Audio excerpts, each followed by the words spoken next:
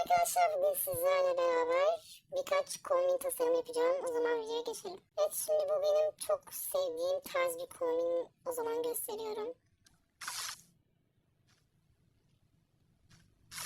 Şimdi öncelikle böyle bir kıyafetimiz var. Şimdi bunu giyeceğim. Nereden olduğunu göstermemi istiyorsanız yorumlara yazabilirsiniz. Ondan sonra şöyle bir tacımız var. Takalım. Şimdi bir tane de gözlük takacağım güzel durması için. Gözlüğümüzü almaya gidelim. Gözlüğümüzü de taktık. İlk kombinimiz böyle. Bir dahaki bir kombin istediğinizde part 2 istediğinizi yazarsınız. Hepinizi çok seviyorum. Abone olup like atmayı unutmayın. Bye bye.